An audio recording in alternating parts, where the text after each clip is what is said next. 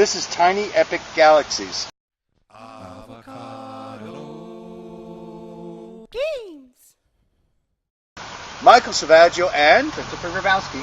And where are we? We're at the McKay Trail. Yes, and we're filming on the trail.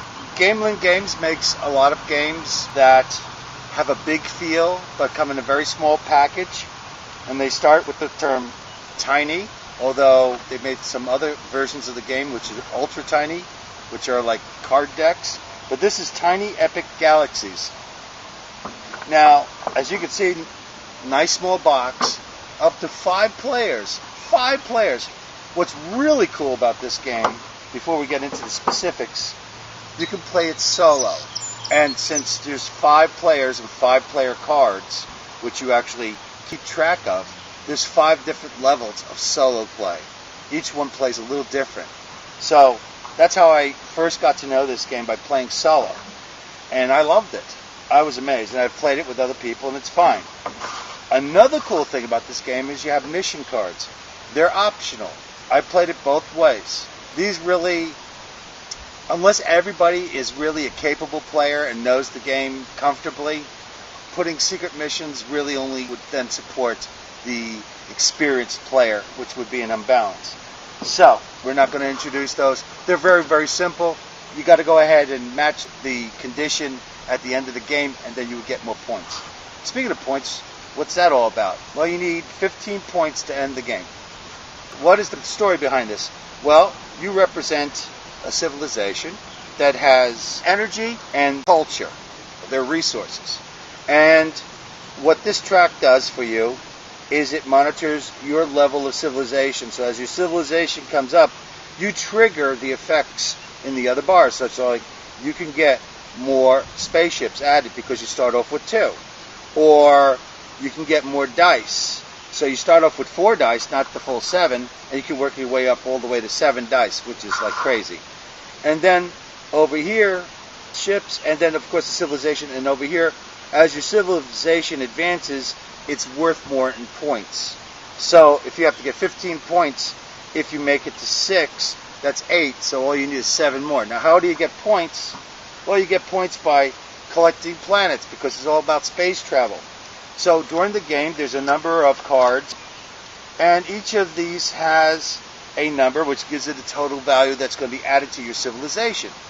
So once you have enough of these planets to equal 15 or greater, the game shuts down and then you're declared the winner. If your civilization happens to be on 5 over here and you look over here, it's worth 5 points for 5, then you would need 10 points in planets. Why have planets beside points? Well, that's a good question. Basically, there's 2 things you can do when you send your spaceships. Yes, they do travel. You can either place them on the planet directly, or you can place them in orbit, like that. Now, what's the difference? They're both out to kind of get the same thing. When you land on the planet, you get the special ability the turn that you land on the planet.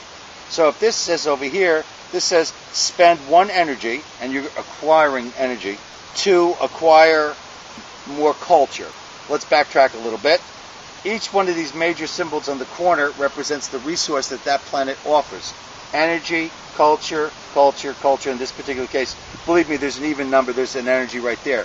So when you roll these dice, and if you choose to use them, if it has an energy marker, every place where you have a spaceship, you get energy if it has that energy symbol. The base galaxy starts with energy. So everything in the galaxy, before it goes off of the planet, is also energy. Right. So the thing is, when you acquire resources, if the symbol shows the culture symbol, then you would acquire, in this particular case, let's say if I have 2 ships here, I would acquire 2 culture. Okay, because I have 2 ships here. If I rolled the energy marker, I wouldn't use that because I have nothing in the energy planet at the time. When you do put something in orbit, when you reach the end, and you do that by matching this symbol here. This over here is economics and the other one is political. We have no political symbols up. The one that looks like the UN, that's political. So if you match this dice to that dice, then if you have a ship there, you can advance it 1 notch. So if you make it all the way to the end, that is now your planet. and your planet goes underneath, and you already start with a basic thing over here. It says upgrade your empire by spending a certain amount of energy in culture. You have to spend the next value. So if you want to go to culture 2, it costs you 2, then it costs you 3, then it costs you 4. At the end, it starts getting expensive. When you have these colonies, if you choose to use your colony dice, you can then use any of the colony options that you have available. Now let's say I have that planet and I have this planet. So if I can fulfill any expenditures on the card, if there was any, I can get whatever the thing is. Like over here it says, if you spend 2 culture, you could advance some planet to political. So if you have a guy here on the 1 banger, and you activate this ability, even though you didn't roll any culture dice, you can move it up. So that makes me feel like I should talk about the dice and how they work. As your culture increases, it goes, let's say from here to here, the amount of dice that you can use changes. So in this particular case, the moment that you go just one of them, you get to use 5 dice. So your odds increase this much. When you go here, your dice don't change. When you go here, it goes to 6. Here, don't change. Here's 7. So chances are the highest you're going to get is about 6. So let's say you got 5 dice. The way you started off is you roll. Now, based upon your understanding of the conditions of the game at the moment, let's say I have a guy on this planet. So I want this symbol because I'm going to use that symbol to advance him. So when you use something, it gets marked into here. Then you go ahead and the rocket symbol means I could move. So what I could do is I could either move a spaceship that's on a planet, whether it's in orbit or on the central planet itself, and I can move that either to another planet or back to the galaxy here. Now if you've got guys here, and if you roll the energy symbol, you get energy. So energy is a little bit easier to get. And there's a reason for that. We'll get to that. So let's say I want to move somebody, but these guys I don't want to use. They're not offering me abilities. You get 1 free reroll. And you can reroll any dice that has yet to be utilized, what they call activation. You roll that, and you're a happy camper. I happen to roll exactly the same thing. So then you can use these. Now let's say I had 5 dice and I re-rolled them 3 and I came up with nothing I wanted. What I can do is I can expend any 2 dice. They don't have to match. They can be 2 different dice. And I can convert a 3rd dice. I know it's expensive. I can convert a 3rd dice into any symbol I want. So for critical play, it could save you.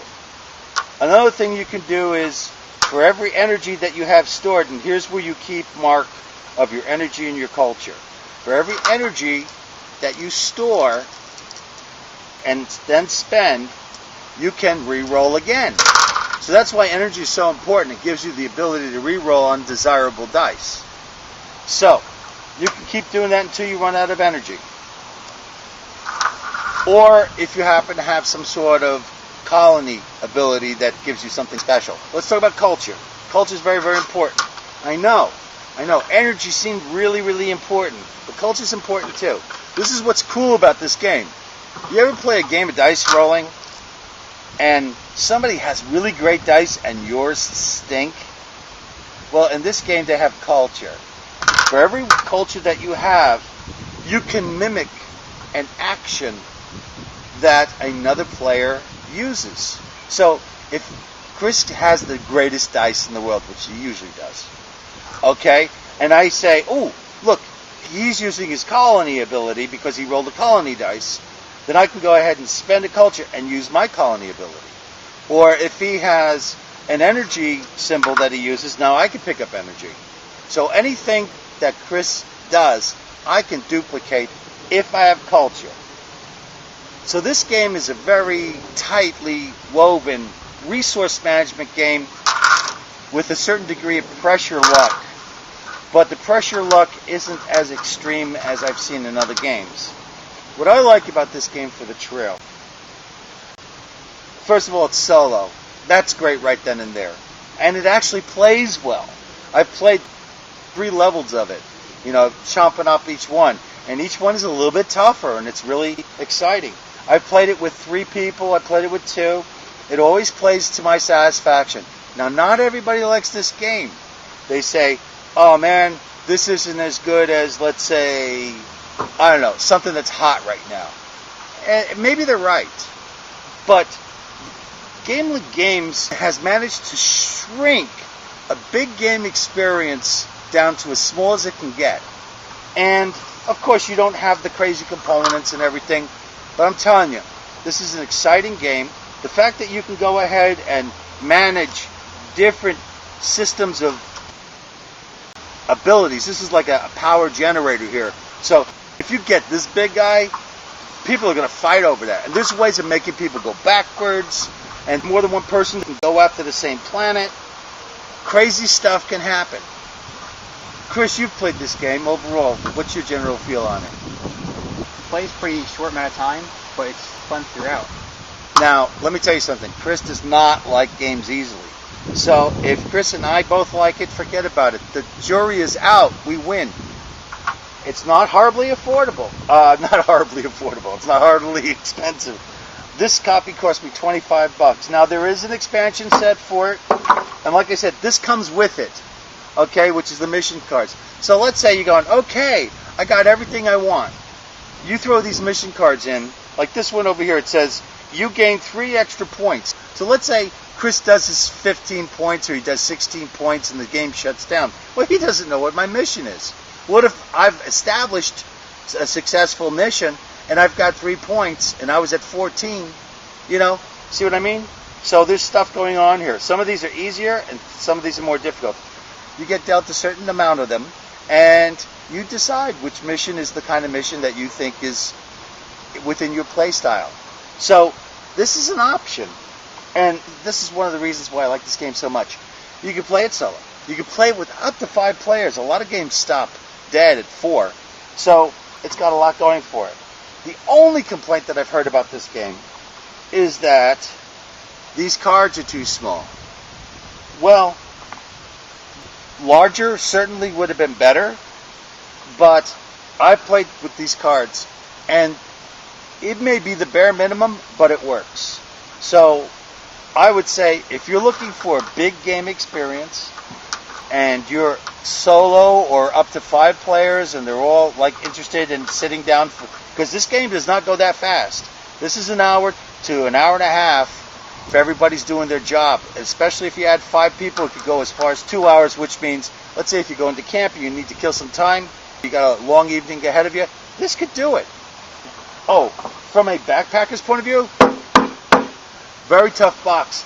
Here's one of the things I like about Gamelink Games. This is a dice tray. So you don't have to throw them on the table. You can throw them in there. And here's another thing Gamelink does. They got a quick reference on the inside. It's a nice feature. On a minor note, but it's never minor to me, I like their color choices. They're all distinctive when you put them next to each other. And sometimes you have games and you put 2 guys from different sides someplace, and it's hard to distinguish the colors, but these are rock solid colors. But anyway, this is a great little game. It's a lot of fun. It's got references all over the place. The quality is good. It should be just fine out in the field. Before I say goodbye, there's an expansion set. I don't know if you can get it, because this is like a deluxe version via Kickstarter. This is kind of cool, but I've never played this game enough to where I felt like I needed to go off into the weeds, and this makes it crazy. These planets are weapons, and once you have one of these planets under control, you can just start smashing people, which sounds pretty cool. So anyway, this is Michael Selvaggio and Christopher Grabowski on the trail with Avocado Games.